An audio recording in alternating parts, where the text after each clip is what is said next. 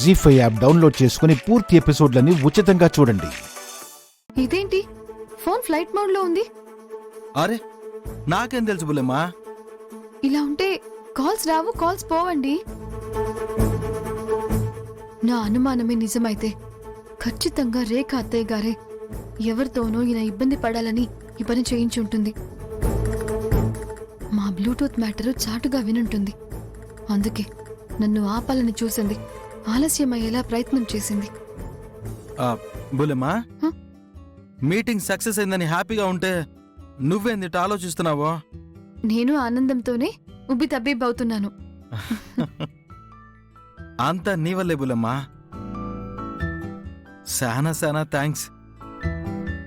అవును, నాకందరూ షేక్ ఇచ్చారో నువ్వివ్వవా? భలే వారే, ఎందుకివ్వను? మీ విజయం నా విజయం కాదా? కంగ్రాచులేషన్స్. ఇవి నాకు కాదమ్మా, నీకు దక్కాలి బుల్లెమ్మా. నా మంచి బుల్లెమ్మా. అయ్యో శేఖర్ గారు, శేఖర్ గారు వదలండి,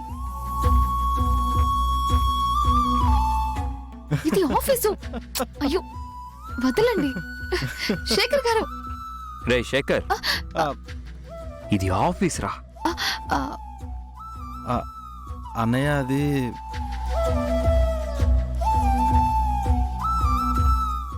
దీనికోసమేనా క్యారేజ్ కూడా వదిలేసి పరిగెత్తుకునొచ్చా? అది కాదు మిథున. కారణం వేరే ఏం లేదులే, నాకు కోతలు చెప్పుకో. ఇప్పుడు దీనికి ఏది చెప్పినా నమ్మదు. రే శేఖర్, అన్నయ్య మీటింగ్ ఎలా జరిగింది? బాగా మాట్లాడావా? అంతా కన్విన్స్ అయ్యారా? బ్రహ్మాండంగా జరిగిందన్నయ్య. సూపర్గా మాట్లాడాను. మధ్యలో నేను కాస్త తడబడ్డాను. సరిగ్గా టయానికి బుల్లెమ్మ వచ్చేసిందే. నాకు తెలుసురా, వదిన చాలా తెలివైంది.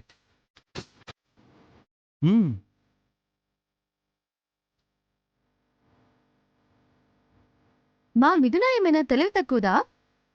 ఇది కూడా ఇంటెలిజెంటే. ఇప్పుడు ఆ మ్యాటర్ ఎందుకు తెస్తుంది? అందుకే నేను పెళ్లి చేసుకుంది. సరే సరే, భోజనం చేద్దరు గాని కూర్చోండి.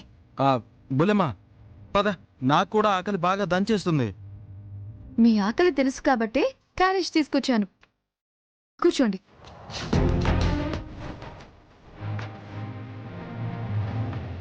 పంతులు గారు, అమ్మా, ఇప్పటికే 2 సార్లు విఘ్నాలు జరిగాయి. వీళ్ళ శోభనం వాయిదా పడింది. మళ్ళీ ఏ ఆటంకం లేని ముహూర్తం చూడండి. అలాగే అమ్మా. తారక్ మిథునాల శోభనానికి ముహూర్తం కోసం పంతుల్ని పిలిచిందా?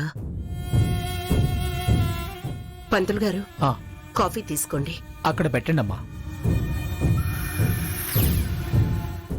రేఖడియర్, నాకు కూడా ఒక స్ట్రాంగ్ కాఫీ ఇస్తావా? వద్దులే, ఇందాకే తాగాను, మర్చిపోయాను. కాఫీ వాసన గుమగుమలాడేసరికి జివ్వున లాగి నాలుక చెలించింది.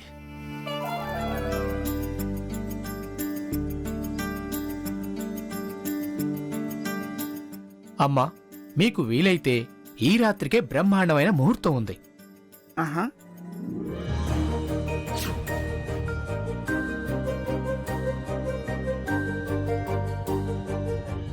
ఈ రాత్రిక ఎలా సాధ్యమవుతుంది? కాకపోవటానికి ఏముందిరా? పిలుపులా బాజాబాజంత్రీలు మాట్లాడాలా? పందిళ్ళు వేయాలా? భోజనాలు పెట్టాలా? పంతులు గారు, మీకు జరిగిన విఘ్నాలన్నీ చెప్పాను. ఈసారి అలాంటివేవీ ఉండకూడదు. ముహూర్తం అయితే అద్భుతంగా ఉందమ్మా. తమరికి ఏదైనా అనుమానం ఉంటే సాయంత్రం సంకటహర గణపతి పూజ చేయించండి, రాత్రికి కార్యం జరిపించండి. అలాగే చేద్దాం. పంతులు గారు, పూజ చేస్తే పక్కాగా కార్యం జరుగుతుంది కదా? ఖచ్చితంగా జరుగుతుంది అని గ్యారంటీ నేనిస్తాను.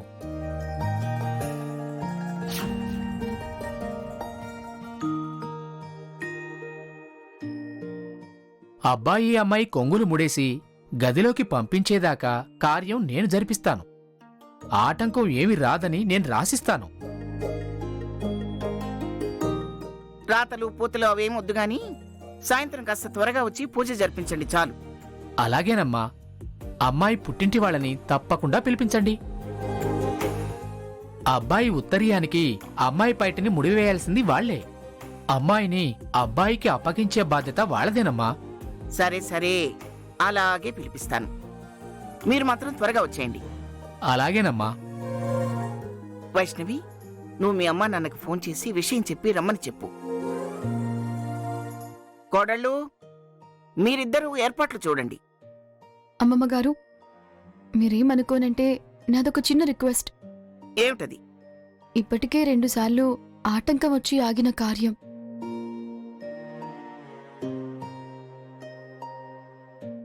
అప్పుడు వాళ్ళు చాలా బాధపడ్డారు. మా నాన్న చాలా టెన్షన్ పడ్డారు.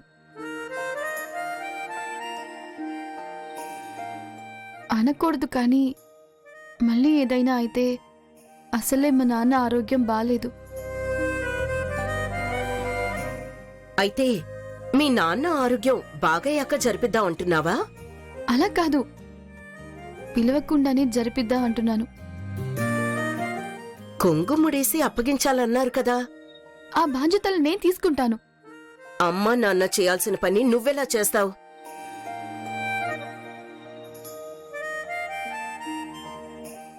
ఆగినన్నాళ్ళు ఆగేం కదా. ఇంకొన్నాళ్ళాగి మీ నాన్న పూర్తిగా కోలుకున్నాకే చేద్దాం. పంతులు గారు, మిథున అక్కగా దానికంటే పెద్దదానిగా ఆ ముడేదో నేను వేయొచ్చా? బేషుగ్గా వేయొచ్చమ్మా.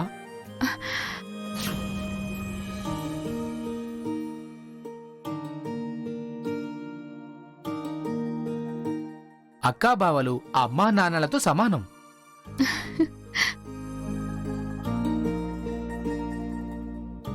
చిన్నదానివైనా పెద్దగా ఆలోచించావు వైష్ణవి.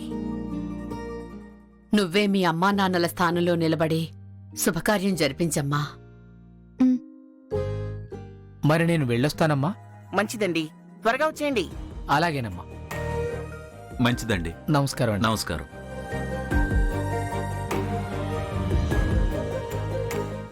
లేఖ, అత్తయ్య.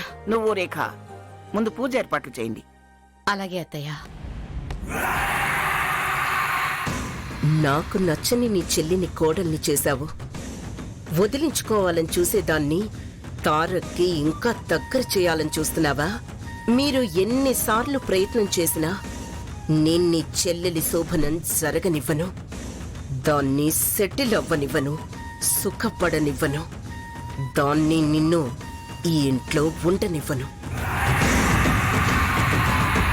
జీ5 యాప్ డౌన్లోడ్ చేసి అన్ని ఎపిసోడ్స్ పూర్తి ఉచితంగా చూడండి.